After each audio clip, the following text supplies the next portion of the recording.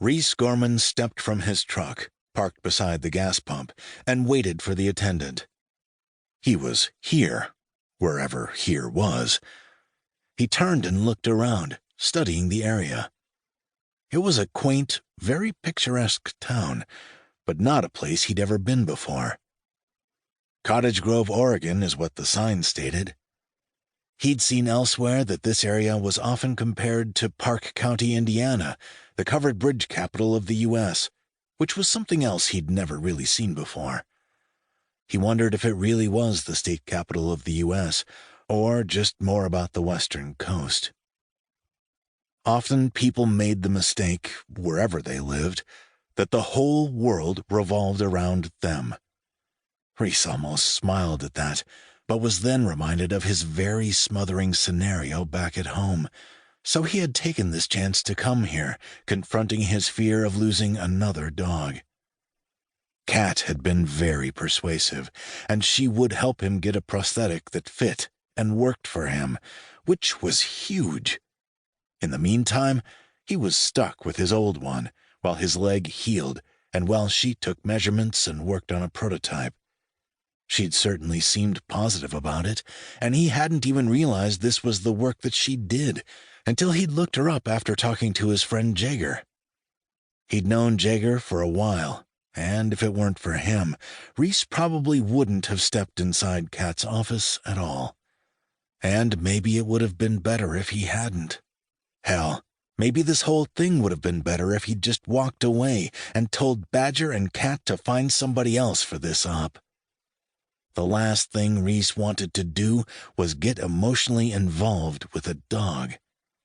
He could handle all kinds of stress and trauma, and yet, the minute a dog was involved, he went to pieces.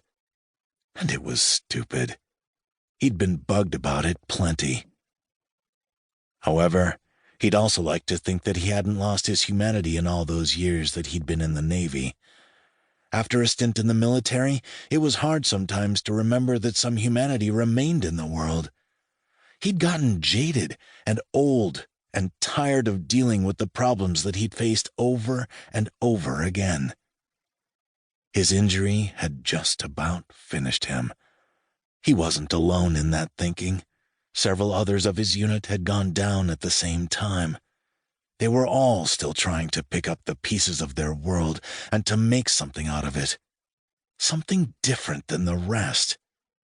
And for that reason alone, Rhys rarely spoke about it and had pushed away his parents from even asking any questions because he didn't want to be rude and tell them to stuff it. But he'd made it very clear to his father that Rhys would give no answer, so to stop asking before he left town and before he chose to have nothing to do with them. His father didn't like his answer, but he'd given Rhys a single nod. Fine. We weren't happy when you went into the Navy, and you coming home in this shape, obviously we're even unhappier, he explained. But this is your choice. It is, Rhys muttered. It is my choice, and it's the only thing I have left to live by. So honor it, or I'm out of here. His father had immediately agreed, and Rhys hadn't been there for his father's conversation with his mom. But Rhys was pretty sure that it was rough on both of them. Yet that's just the way it needed to be if they kept hounding him, because he just couldn't handle speaking about his accident and the immediate fallout he had endured. It shouldn't even have come to that. This break from his family would be good. Rhys didn't know if he would go back or not. Going home after coming out of the hospital had been tough enough. He'd been there for 3 months in a room over the garage while he sorted out his life and tried to get through the additional therapy he needed. The fact that he'd even had to go home had hurt. It wasn't something anybody should have to do, particularly not in the shape that he was in. But it's the only option he had left. So, whatever.